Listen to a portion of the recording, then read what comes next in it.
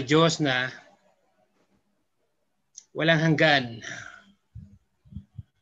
Ang kabutihan, ang kapangyarihan, ang kaluwalhatian. At kami ay mapalad. Meron kaming Diyos na kagaya mo. Isang Diyos na buhay at makapangyarihan sa lahat. Isang Diyos na hindi nagbabago mula noon hanggang ngayon at magpakailanman. Purihin ka at walhatiin ka, aming Diyos. Kaya nga ng aming inawit, ikaw ay great, great, great God. Wala kang kaparis, wala kang katulad. Walang may hambing sa inyo. Walang may ahintulad sa inyo. Dakila ka, O Diyos. Papuri, pagsamba, pagluwalhati ay para lamang sa inyo sa oras na ito. And once again, Lord God, we thank you and we invite your holy presence dito po sa aming kalagitnaan. Lord, be glorified, Father God, today in our fellowship. Tanggapin mo, O Diyos, ang aming pagsamba sa inyo. Tanggapin mo, O Diyos, ang aming papurit, pagluwalhati at pagdakila sa inyo. And Lord, anumang hadlang, anumang obstacle sa gabal of barriers na pwedeng pumigil, Panginoon, sa amin lahat upang ikaw ay aming maluwalhati. Lord, we ask, Father God, to cleanse us, to lead us, and to forgive us. Patawarin niyo po kami, Panginoon, sa lahat ng aming mga pagkukulang, pagkakasala, pagkakamali na aming nagawa sa isip, sa salita, o sa gawa. Lord, forgive us and cleanse us today. Nais namin, Panginoon, na maranasan namin ang iyong malayang pagkilos sa aming buhay sa araw na ito. Nais namin, Panginoon, na maranasan ang iyong pag-embrace sa bawat isa sa amin today. Lord, we thank you very much. Basbasan niyo nga po, Panginoon, ang aming gagawin today. Basbasan niyo po, O Diyos, ang iyong banal na salita. Basbasan niyo po, Panginoon, ang iyong lingkod na siyang gagamitin mo today. Lord, we thank you very much for being with us today. As you have said in the word, when 2 or 3 gathered in your name, you are down there in the midst of them. Father God, we welcome your presence. Be our teacher today. Be our preacher. Salamat po, dakilang Diyos. To you all the glory, all the honor, and all the praises, Panginoon, sa umagang ito. And huwag niyo po kaming hayaan, Panginoon, na magtapos sa aming fellowship na ito. Na hindi po namin, Panginoon, natanggap, na-receive at naranasan ang kapangyarihan mo. Once again, Lord God, open our hearts, our mind, our spirit. Sa ganun, Panginoon, ay merong space na paglalagyan ang salita mo sa puso namin. Lord, we thank you for today and we thank you for the presence ng bawat isang nandirito today. Be glorified, O God, be exalted. In Jesus' name, amen, amen.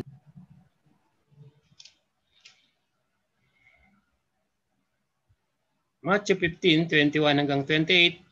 Sabi po dito, leaving that place, Jesus withdrew to the region of Tyre and Sidon. A Canaanite woman from that vicinity came to him, crying out, Lord, Son of David, have mercy on me. My daughter is demon-possessed and suffering terribly. Jesus did not answer a word.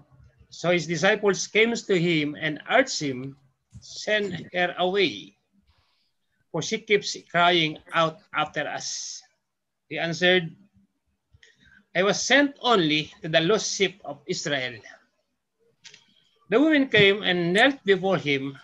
Lord, help me, he said. He replied, it is not right to take the children's bread and toss it to the dogs. Yes, it is, Lord, he said. Even the dogs eat the crumbs that fall from their master's table. Then Jesus said to her, "Woman, you have great faith.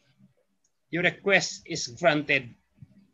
And her daughter was healed at that moment. So purin po ang pagkakabasa ng kanyang banal na salita. And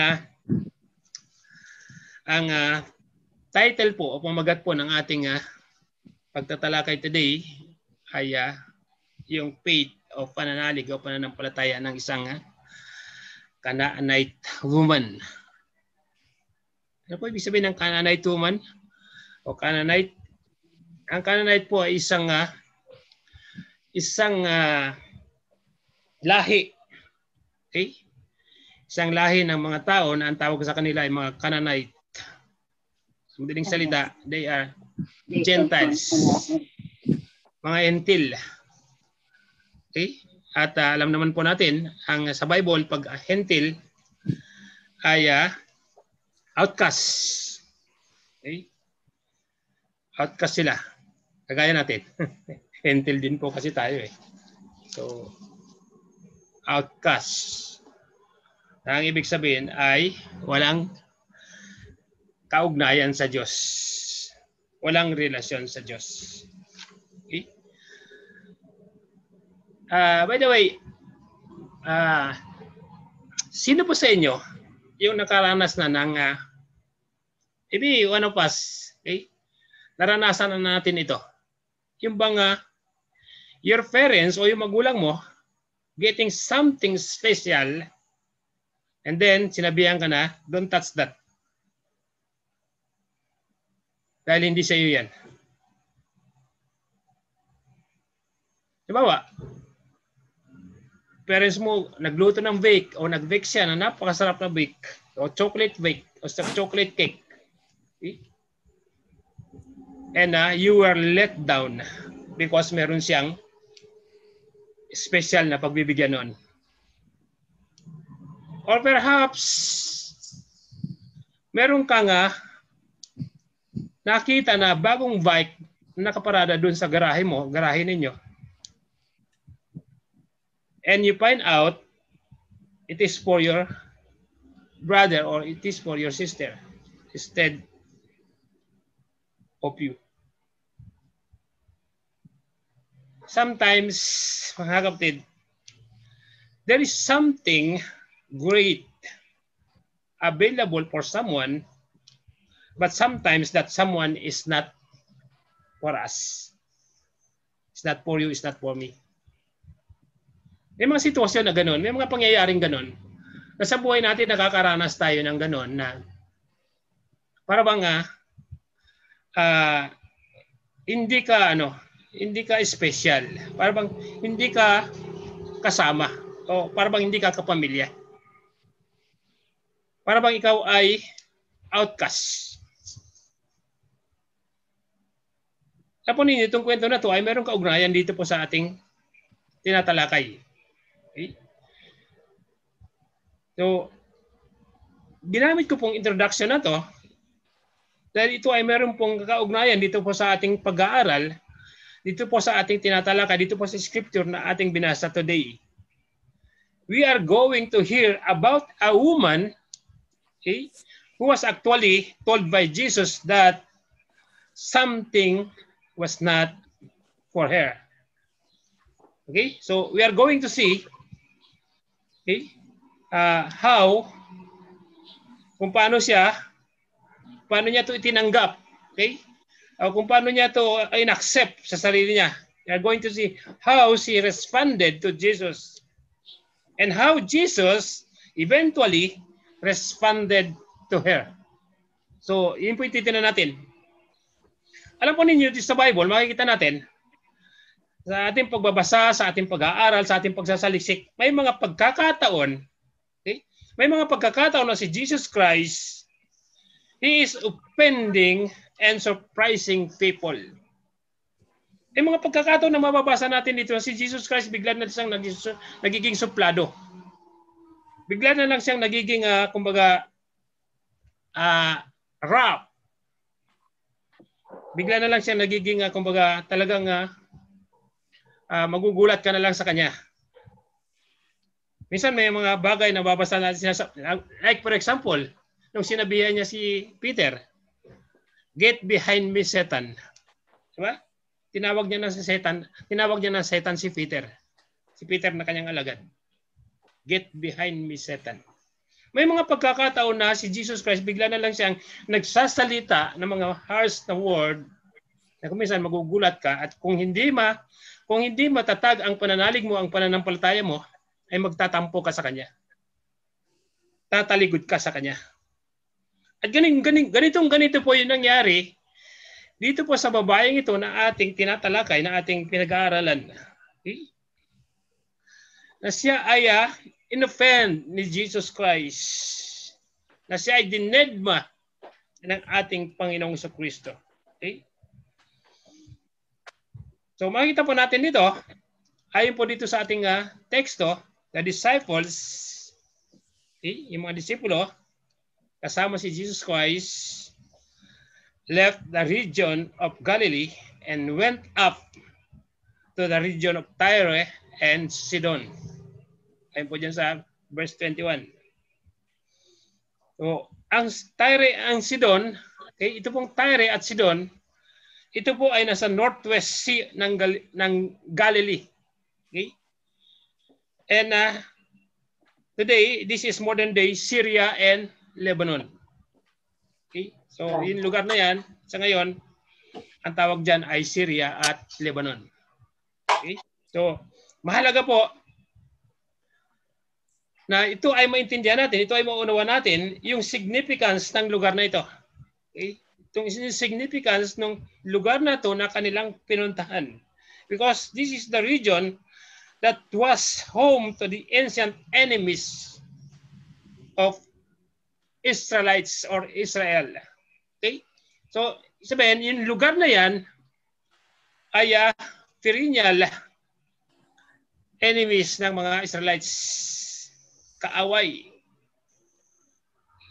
So, hindi, kumbaga, isabihin is napakadelikado yung lugar na yun. Okay? And dito po, makikita natin na sa kanilang pagpasok sa lugar na yun, is sila ay sinalubong ng isang Canaanite woman. But before that, mga kapatid, tingnan po natin as we understand this passage, okay, para maintindihan natin, maunawaan na po natin itong passage na to, we will seek to grasp for behaviors. Okay? Yung apat na behaviors na ipinapakita po dito, behaviors or actions. Okay? Dalawa para sa nanggaling sa ating Panginoong Jesucristo at dalawa galing po doon sa babaeng Canaanite. Okay? So, and this all starts with the letter R. Okay, letter R. So, yung binabanggit ko po rito na apat na behavior or action, dalawa sa ating Panginoong Jesucristo at dalawa sa babae, it starts with letter R. So, you can try and guess what they are if you want. Okay? So, pwede nyo pong hulaan o pwede nyo pong imagine, ano ba itong apat na R na to na makikita natin dito sa ating inaaral, sa ating tinatalakay. Okay? So, yun po itong ating bigyan ng pansin ngayong umaga, the 4 R's na nagmumula dalawa kay Jesus Christ at dalawa doon sa babae. Okay? So, number 1, the woman's recognition. Ito po yung number 1 R. Recognition na nagmumula sa Canaanite woman. Verse 21 and verse 22 makikita po natin dyan. Okay? Sabi po dyan, verse 22, a Canaanite woman from that vicinity came to him crying out, Lord, Son of David, have mercy on me. My daughter is demon-possessed and suffering terribly. Pansinin po ninyo yung kanyang sinabi. Okay? Pansinin po ninyo yung talata na yan na ating binasa. This Canaanite woman recognized Jesus Christ. Sabi ko nga po kanina, itong mga Canaanite woman, they are outcasts. Okay? And dito po makikita natin, kahit na siya ay outcast, kahit na siya ay walang kaugnayan sa Panginoon, okay? Dito po nirecognize ng babae kung sino si Jesus Christ o kung ano si Jesus Christ. Okay? Na siya na isang hentil, na siya na isang outcast ay kumilala sa ating Panginoong Hesukristo bilang Mesaya, bilang tagapagligtas. Alam po ninyo, nakikita natin at nababasa po natin sa Bible, si Jesus Christ ay Mesaya para lamang sa mga Hudyo. Okay? Tagapagligtas ng mga Hudyo. For the Jewish people, the anointed one of the Jewish people only. Hindi kasama ang mga hentil, hindi kasama ang mga Canaanite woman. Okay? Pero makikita po natin dito, kahit na siya ay walang business o wala siyang kaugnayan kay Jesus Christ, kahit na siya ay alam niya na hindi siya authorized lumapit, makipag-usap sa ating Panginoong Jesucristo. Okay? Meron pong barrier. Okay? Meron pong obstacle o meron pong ang mga Canaanite woman, especially pag ikaw ay babae, hindi ka pwedeng makipag-usap sa mga Hudyo. Okay? Hindi ka pwedeng lumapit. Bawal sa kanila yon. At yun ang isang obstacle na meron ang babaeng ito. Pero sa kanya po, dinisregard po niya itong mga obstacle na ito na pwedeng humadlang sa kanya para lumapit sa ating Panginoong Jesucristo, para kilalanin ang ating Panginoong Jesucristo at para tanggapin ang Panginoong Jesucristo. Inaksin niya lahat ng obstacles, inaksin niya lahat ng barriers para lamang makilala niya, para lang makalapit siya, para lang makausap niya ang ating Panginoong Jesucristo. Nakita po natin dito, this woman cries out and keeps crying out after Jesus. Ang sabi po niya dyan sa verse 22, have mercy on me, Lord, Son of David. Pansinin po ninyo yan salita niya. Have mercy on me, Son of David, anak ni David. Po ibig sabihin yun, she not only recognized that Jesus could help her, but she cried out to him using his Jewish name to describe the Messiah as the Son of David. Okay? Grabe, no? Sabihin isa, sa kanya kilala niya si Jesus Christ, kung sino si Jesus Christ. Okay? Baga talagang pinag-aralan niya, sinaliksik niya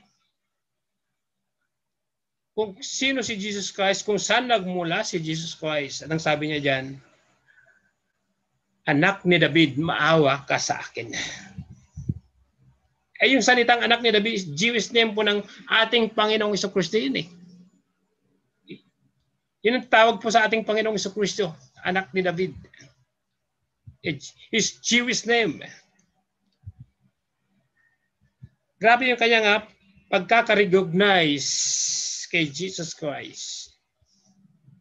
Patunay lamang po yun talagang siya ay buong buo sa loob niya na tanggapin at kilalanin ang ating Panginoong Jesucristo.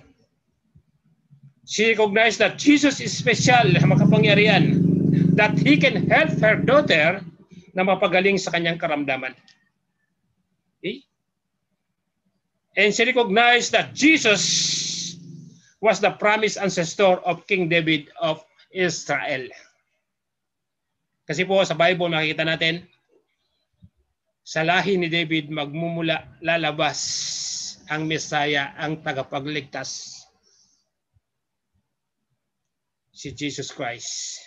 At nakita nga po natin, siya ay nagmula sa angkan ni David. That's why siya ay tinawag na sa Jewish name na Son of David. Let me ask you something, church. Do we recognize Jesus as Messiah? Do we know who He is? Have we learned of Him in the scriptures? Have we seen His fulfillment of the prophecy?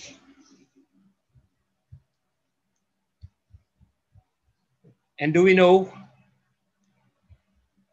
He can heal us? He can save us. Doon po sa ating mga kasalanan.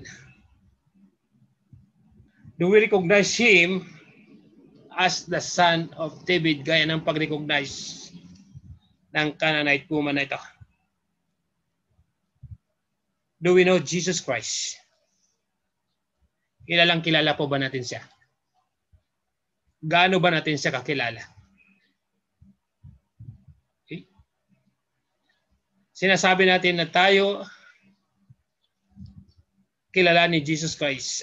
Tayo kilala natin si Jesus Christ. How about Jesus Christ? Kilala ba niya tayo? Okay. Sinasabi natin tayo ay naniniwala sa ating Panginoong Jesucristo. Is Jesus Christ naniniwala sa atin? Do we know Jesus Christ? Tandaan po natin, this woman recognized Jesus Christ.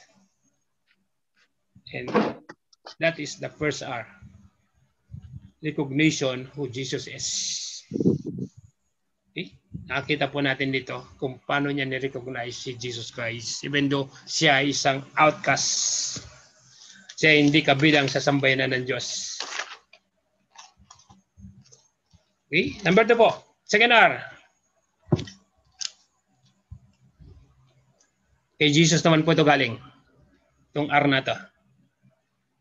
Yung reluctance. Ano ibig sabihin ng reluctance? Tingnan po natin itong verse 23 and 24. Sabi niya, ngunit hindi sumagot si Jesus Christ. Lumapit ang kanyang mga alagad at sinabi kay Jesus, paalisin na nga po ninyo siya. Napakaingay niya at sunod ng sunod sa atin. Sumagot si Jesus, sa mga naliligaw na tupa ang sambayanan ng Israel, lamang ako sinugo. Grabe. Dinedma po ng ating Panginoong Jesucristo yung babae.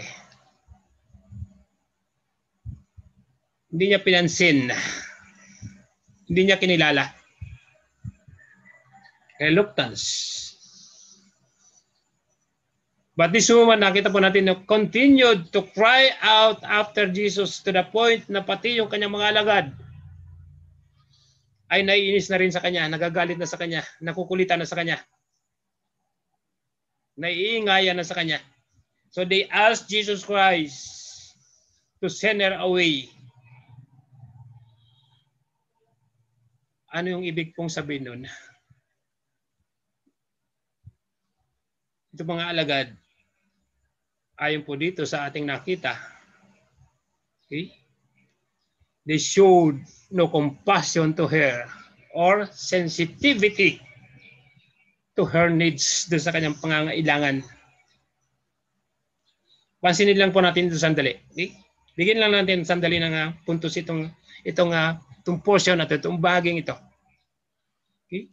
Na ito ay pwedeng mangyari. Okay? Pwedeng magganap sa bawat isa sa atin. Pansinin po ninyo. Okay? Meron po siyang itinuturo dito sa atin. Kasi sabi ko nga, pwede itong mangyari. Pwede itong maganap. Pwede nga pwede natin itong experience that we become so occupied with spiritual matters that we miss the real needs of the people around us. Kita niyo yan? May mga pagkakataon na ganoon na tayo ay nakapokus sa isang bagay, nakapokus doon sa ating gustong gawin, pero dahil nakapokus tayo doon, ay namimiss natin yung isang bagay na mahalaga doon sa tao sa paligid natin. Gaya po ng pangyayaring ito. We become so occupied with spiritual matters that we miss the real needs around us. This is likely if we are prejudiced, okay, against needy people. Yung ba nakatinim na sa isip mo, wala kaming ugnayan sa iyo, wala kaming pakialam sa iyo. Hindi ikaw yung aming mission, hindi ikaw yung aming purpose. Diba? May mga pagkakataon na gano'n na pwede mong mamiss yung isang napakahalagang importanteng bagay na ito pala yung ito na lumalapit sa iyo na napakahalaga yung kanyang pangangailangan, yung kanyang need.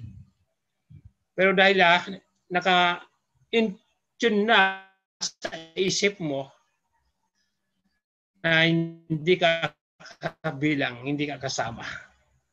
Hindi ka kasama sa aming agenda. Okay?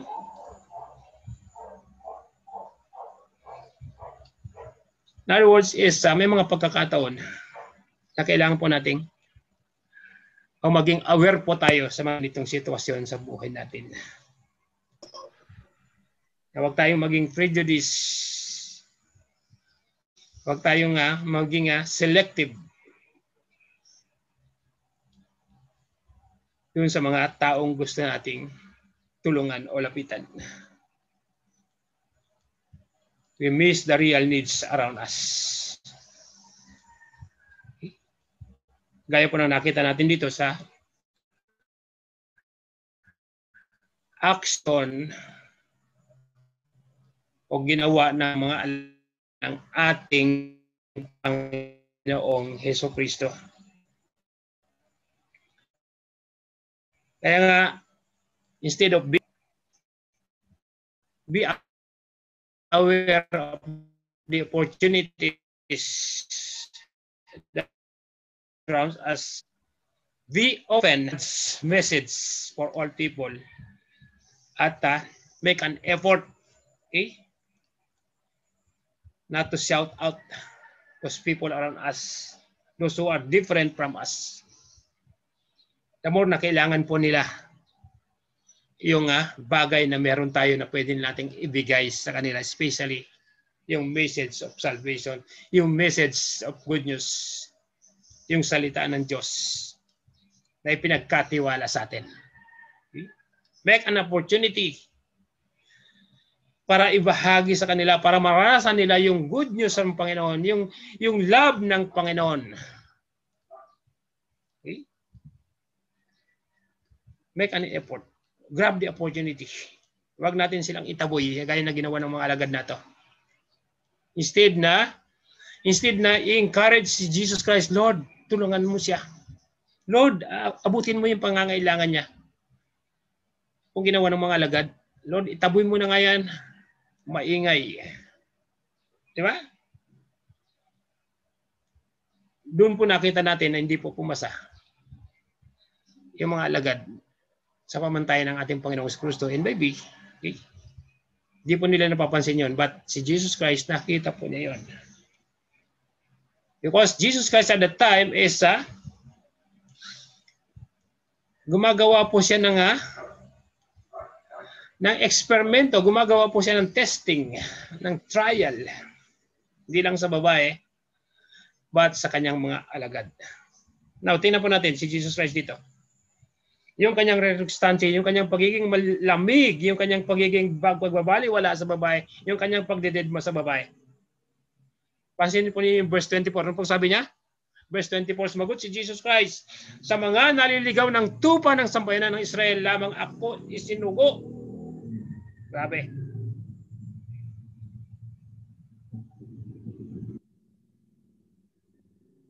I was sent only. Sabi po niya doon sa babae. The lost sheep of Israel. In other words, sa madaling salita, Jesus says that he cannot help the woman dahil siya ay para lamang sa mga lost sheep of Israel. Parang sinasabi niya, outcast ka kasama rito. Okay? Ako ay para lamang. Ako ay naparito para lamang sa mga Israelites, sa para lamang sa mga Hudyo. He was sent as Messiah for the Jewish people at hindi siya kasama doon.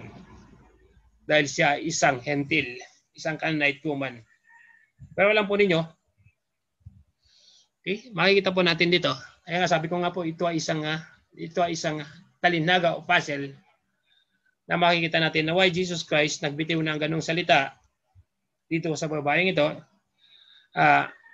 In fact, makikita po natin dito na doon po sa before po yung pangyayaring ito, before po naganap ang insidenteng ito, ang encounter na ito ng Canaanite woman kay Jesus Christ, he had already done some work among Gentiles people. Okay?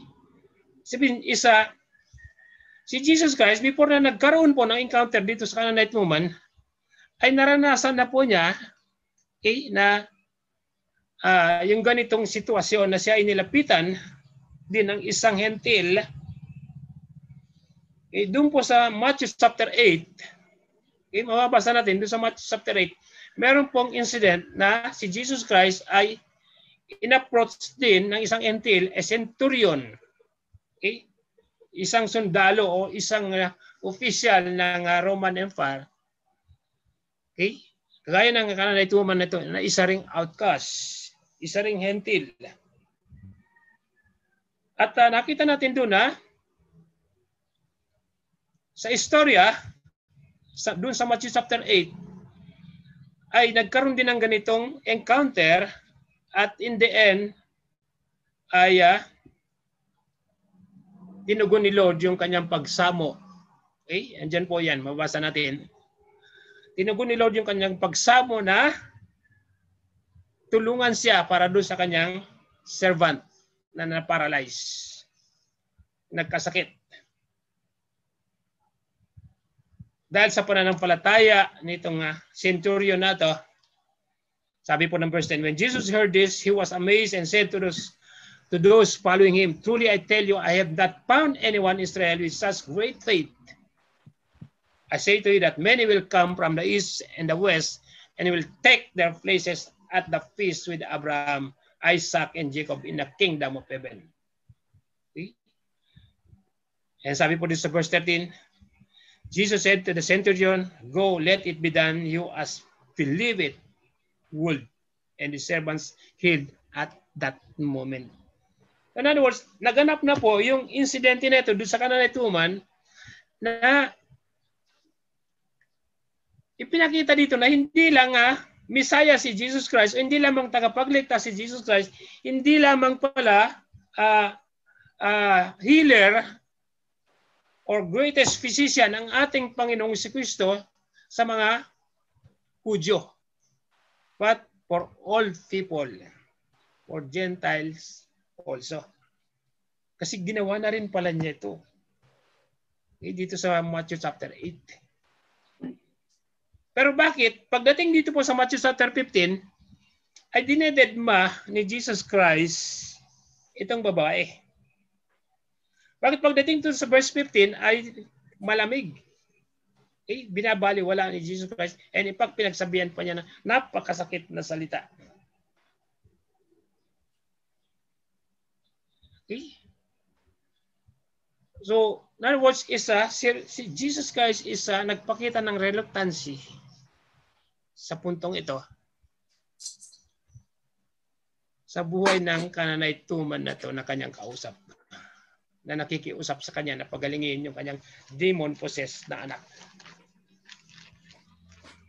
Now, tingnan po natin sa ating pagpapatuloy. Let's look na pangatlong R. Okay? Dito makikita natin yung sagot why Jesus Christ is patuloy nagiging reluctant dito sa babae.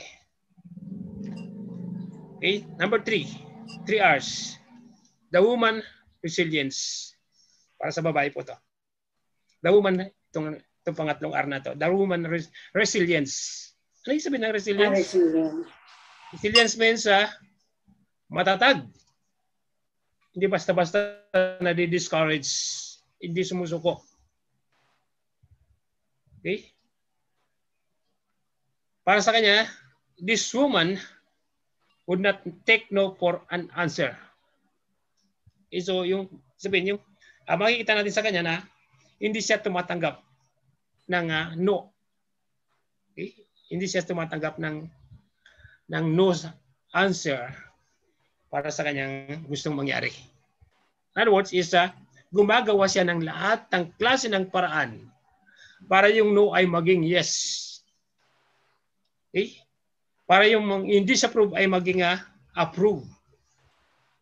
Kung makikita natin dyan sa babae, yung kanyang pagiging resilience, okay? Yung kanyang pagiging matatag, yung kanyang pagiging composed, hindi siya na-discourage kahit na sinabihan na siya ni Jesus Christ. Okay? Ano pong sabi ni Jesus Christ sa kanya? Pakibasa nga natin uli in verse 25. Yan. Verse 25. Tingnan lang natin. Pakitaas. Yan. Okay. Nung sinabihan siya ni Jesus Christ, I was sent only to the lost sheep of Israel. Sabi ko nga po kanina, hindi siya naniniwala.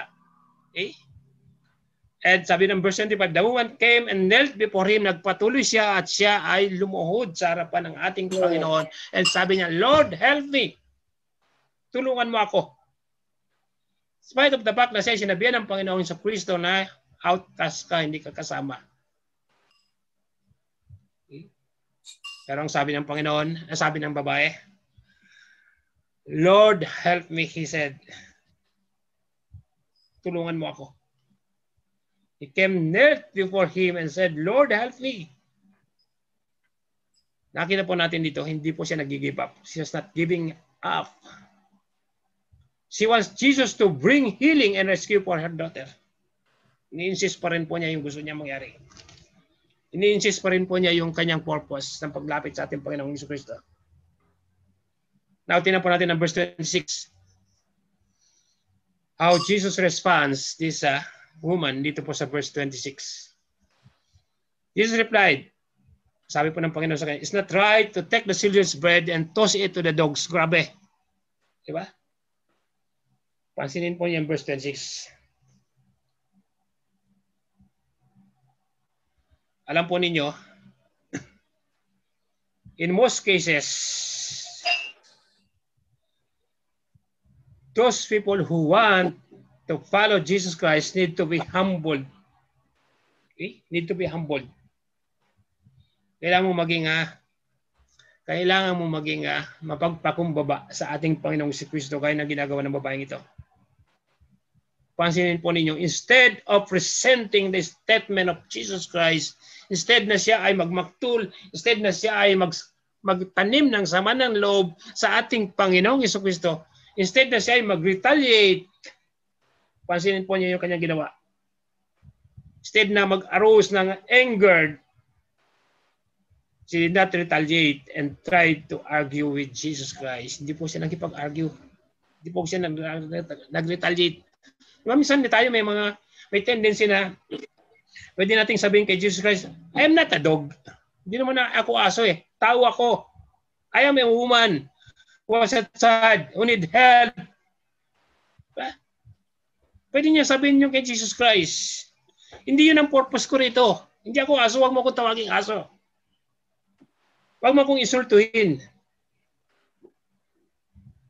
Kung talaga ayaw mo akong tulungan, hindi huwag. Huwag mo akong insultuhin, huwag mo akong tatawaging aso. Pwede niya sabihin yung ganun.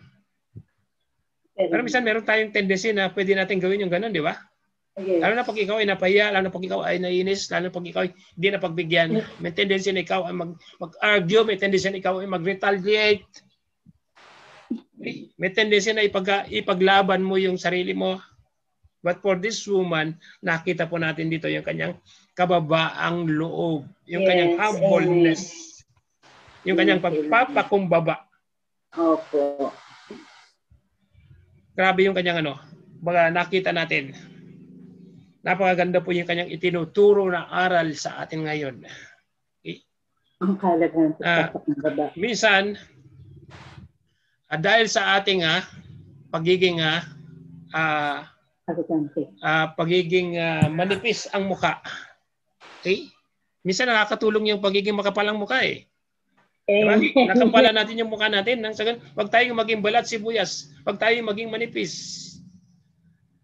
Gaya ng pinapakita ng babaeng ito na kung siya'y naging balat sibuyas, maybe hindi niya makukuha yung kanyang ninanais, yung kanyang gusto.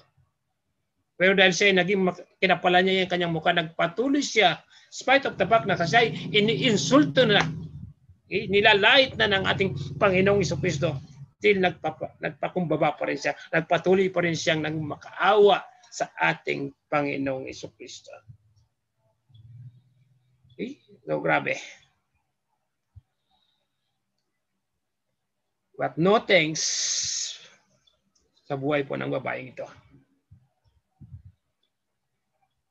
Na doon po sa kanyang undying and unshakable faith, kahit na na-reject na siya, na-insulto na siya, she was able to say to the Lord, "Truth, Lord, tama Lord yung sinabi mo. Naniniwala ako doon. Tama yun. Ganyan ako." Okay?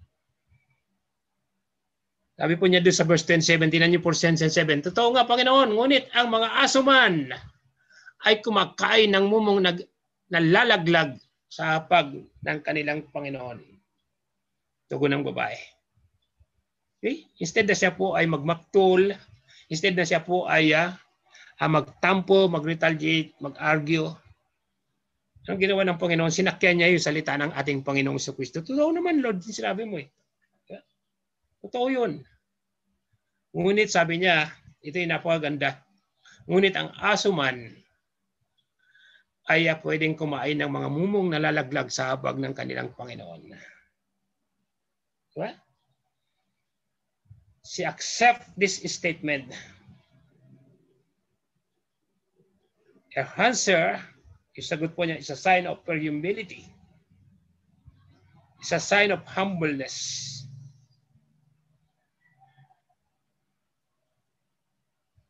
Sabi niya, let even the little dogs eat the crumbs which fall from their master's table.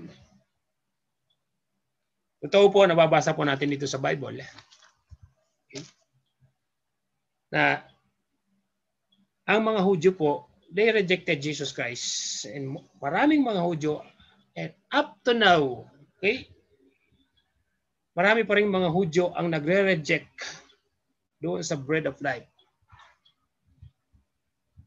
Doon sa light na dala-dala ng ating Panginoong Jesucristo. Marami pa rin hindi may kikilala. Marami pa rin hindi kikilala si Jesus Christ as a Messiah, ang tagapagligtas. They disregarded the importance of the bread which was given to them through Jesus Christ. Ito pong mga Hudyo, they let the bread fall from their table. Hinayaan nila na yung tinapay, yung pagkain, yung bread of life ay malaglag doon sa table nila. Okay? And that's why, because nilaglag nila, nagkaroon ng chance, ang sabi nga ng babae. Okay? Yung bread na nalalaglag ay pwede naming kainin, pwede naming tanggapin na. Okay? Fall from the table of the Jewish people. Okay? Here is a Gentile woman, a Canaanite woman, is ready to receive the bread of life. Sa madaling salita po, yung binabanggit po dyan ng crumbs na nalalaglag sa hapag ng mga masters. Yan po ay may kaugnayan dun sa rejection for Jesus Christ, and yung mga Canaanite women, these Canaanite women, these Gentiles is willing and ready to accept, to receive, to pick up the bread of life na nalalaglag. Okay? In other words, is nagpapakita ito ng kanilang pagkilala sa ating Panginoong Jesucristo, pagsuko ng kanilang buhay sa ating Panginoong Jesucristo, pagpapakababa sa harapan ng Panginoong Jesucristo na para lamang sila ay tanggapin at kilalanin. In other words, yung rejection na ginagawa ng mga Hudyo kay Jesus Christ ay nakita ng ating Panginoong Jesucristo dito po sa babae, sa kananaituman. Okay? So in other words, dahil sa kanyang pagpapakababa, dahil sa kanyang pag-recognize her state of being nothing and do not deserve nothing or anything, that even a small crumb of bread will she receive, is nagkaroon po ng gladness sa isip niya, sa puso niya. Okay na sa akin yung merong malaglag na konti. Okay? Okay na sa akin yan. With gladness in my heart, kahit mumulang satisfy na ako, kahit mumulang masaya na ako. Okay? Basta, bigyan mo lang ako ng pagkakataon na ito ay aking damputin, ito ay aking kunin. And there is no doubt in her mind that Jesus is able and more than willing na siya ay pagbigyan o tanggapin to save her suffering daughter. Okay? Doon po sa pagkakagapos sa kanya ng kaaway ng Diablo, ng Satanas. And to cut the story short, nakita po natin dito sa kanyang ipinakita na patience, sa kanyang ipinakita na perseverance, na kanyang ipinakita na pananampalataya. God bless her. She was personally commanded by none other than the Master and Supreme Creator, Jesus Christ. Ang sabi po ng Panginoon sa kanya sa verse 28, Ginang, napakalaki ng iyong pananampalataya. Mangyari ang inihiling mo at hindi gumaling ang kanyang anak. Great is your patience. Let it be to you as you desire. Jesus does not need to go near to her daughter to be saved, to be healed. Okay? Hindi na kailangan pumunta ni Jesus Christ. Okay? Nakita natin, hindi na kailangan pumunta ni Jesus Christ doon sa tabi ng babae para pagalingin yung babae, bata. So magitan lamang, sinabi ni Jesus Christ, dahil sa iyong pananalig, dahil sa iyong pananampalataya, magaling na yung anak mo. This is the sweetest reward for her faith. Grabe, dahil sa kanyang pananalig, dahil sa kanyang pananampalataya. I pray that Jesus find us faithful. Okay?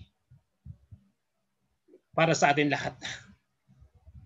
I pray nakakitaan din tayo ng Panginoon ng ganong klase ng pananalig, ganong klase ng pananampalataya when He returns here on earth. I pray that all of us will have living a legacy of faith through our prayers may not be answered immediately. Okay? Patuloy pa rin tayo manalangin. Kahit na yung prayer natin, though our prayers sa ating mga pananalangin hindi pa sinasagot ni Lord, hindi pa binibigay ni Lord, dinededma pa rin tayo ni Lord. Okay? Tandaan lang po natin, lagi itong istorya na ito ng kananaituman. Kung paano niya na-overcome yung kanyang temptation, yung kanyang trial, yung kanyang pinagdaanan. Okay? Maybe sa mga oras na ito, sa mga panahon na ito, meron tayong inihiling sa Panginoon. Meron tayong nire-request meron tayong dinidesire sa ating Panginoon. At up to now, wala pa tayong malinaw na kasagutan mula sa ating Panginoon. But then again, maging aral sa atin ito pong babaeng ito. Kung paano niya na-overcome, paano niya pagtunggubayan, paano niya nakuha, na-get yung nais niya. Know that every time we pray for something, the answer is already on its way. Tandaan po natin yan. Lagi sa ating pananalangin, lagi sa ating pagdulog sa ating Panginoon. Yung sagot ng Panginoon is on its way before we even ask God. Kasi nandito po yan sa Bible. Hindi mo pa sinasabi, binigay ko na. Hindi mo pa sinasabi, ginawa ko na. Sabi ni Lord. Kita natin, it's on its way. Papalapit na, parating na. Ang kailangan natin gawin is parang ito ay mapadali, tanggalin natin lahat ng obstacle, lahat ng arang, lahat ng barriers. Para itong sagot na ito ni Lord ay dumating kagad. Okay? Kasi sabi rito, already on its way. Sabihin, gumagalaw na, kumikilis na, lumalakad na. Maybe siguro natatraffic siya because merong obstacle. Okay? Merong barrier, merong harang. At kailangan itong tanggalin, kailangan itong alisin. Gaya ng kinawang pag-alis ng babae doon sa mga barriers na pwede niyang maging hadlang upang hindi matanggap yung kanyang ninanais sa Panginoon. Okay? Magtiwala lang tayo sa Diyos. Because sa kanyang timetable, yung kanyang infinite wisdom, okay? Ibibigay niya, ipagkakaloob niya yung ating hinihiling, yung ating hinihingi. Okay? Magkaroon tayo ng pananalig, gaya ng pananalig ng babaeng ito. Because his answer was according to his will and purpose. Okay? Huwag po nating pangunahan lang. Huwag lang natin pangunahan ng Panginoon. Okay? Dahil sa timetable ng ating Panginoon, kanyang ibibigay, kanyang ipagkakalob yung ating kahilingan. Maybe hindi kagaya ng babaeng ito impronto dahil nga nagulat si Jesus Christ, na-surprise si Jesus Christ dahil sa faith, paniniwala, pananampalataya ng kanyang ipinakita. At hindi po natagalan, okay, na-approve yung design ng babae. Madaling salita, nakita ni Lord yung hinahanap niya sa babae. Okay? Nakita ng Panginoong Jesucristo yung kanyang hinahanap. Yung pagsubok na kanyang ginawa sa ating sa babae ay napagtagumpayan niya. And because of that, okay, binilis siya ng ating Panginoong Jesucristo. Sa ating pong pagtatapos, mga kapatid, tandaan po natin, gaya po ng Canaanite na to, isang hentil, gaya ng isang centurion na yon, isa rin hentil, marami po silang mga obstacle sa buhay na kailangan nilang labanan upang makamit nila ang kanilang kahilingan sa Panginoon. Maraming mga pagkakataon sa buhay natin, gaya nila. There's many obstacles stands between us and the Lord. Bawa yung ating pride, yung ating doubt, yung ating status, yung ating power, yung ating race, marami pang iba. Okay? Itong mga dalawang babae na itong Canaanite woman at saka itong centurion na to, winaksin nila lahat ng bagay na meron sila. Hindi nila ito inayaan na maging hindrance sa kanilang paglapit sa Panginoong Jesucristo. Kung sila po, they did not let these barriers block their approach to Jesus Christ, we don't need either. Okay? Kailangan din natin itong gawin. What keeps you from Christ? What keeps you from Jesus Christ? Iwanan ko po sa inyo ang talata dito po sa Hebrew chapter 11 verse 6. Okay? Hindi ko po naibigay kayo dito kanina. Hebrew 11:6. Pwede mo bang i-plus na yan? Hebrew 11:6. Bilang pangwakas po natin na text. Hebrew chapter 11 verse 6. Tandaan po natin ito.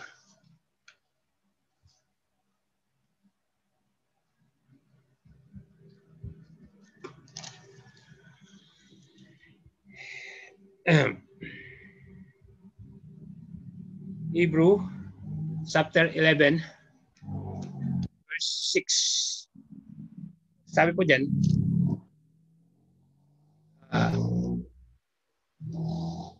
but without faith, it is impossible to please Him. For he who comes to God must believe that He is, and that He is a rewarder of those who diligently seek Him. So sabi po dyan sa NIV, and without faith, it is impossible to please God, because anyone who comes to Him must believe that He exists and that He rewards those who earnestly seek Him. Mahalaga po sa ating paglapit sa Diyos. Napaka-importante, napakahalaga yung pananalig, yung pananampalataya. Dahil ito yung magdadaan o magiging susi upang bumukas ang pintuan ng kalangitan. Upang yung yes ng Panginoon ay ating mapagtagumpayan. Purin po ang Panginoon, sana po tayo pinapagpala ng salita ng Panginoon sa araw na ito. Let's pray. Father God, in the name of Jesus, we thank you very much. Napakabuti mo, O Diyos.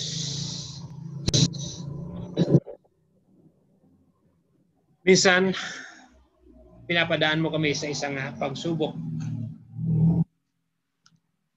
upang makita namin, upang mapagtagumpayan namin. Hindi mo binibigay ang isang bagay sa amin ng ganun-ganun na naman. Ito ay binibigay mo, ito ay pinagkakaloob mo sa magitan ng mga pagsubok. Minsan pinapadaan mo kami, O Diyos, sa isang bagay na mahirap. Isang bagay na hindi madali. Dahil gusto mo, Panginoon, na maranasan namin. Gusto mo, Panginoon, na mapagtagumpayan namin. Gusto mo, Panginoon, na malagpasan namin. Sa ganoon, ay malaya namin matanggap ang pagpapala na nais namin sa buhay namin. Lord, thank you for teaching us today how to be victorious. Napakabuti mo, Diyos. Nawa, Panginoon, nakita namin ang pamamaraan mo kung paano namin ma-enjoy ang pagpapala mo. Once again, Lord God, thank you very much. Patuloy niyo pong pagpalain ang bawat isa. Patuloy niyo pong abutin ang bawat isa. Patuloy niyo pong papagtagumpayin ang bawat isa. Lord, thank you for teaching us today how we won the victory. To you all the glory, Father God, all the honor and all the praises. In Jesus' name we pray. Amen, amen, amen. So, God bless po mga kapatid. Sana po tayo pinapagpala ng salita ng Diyos. Bagang ito.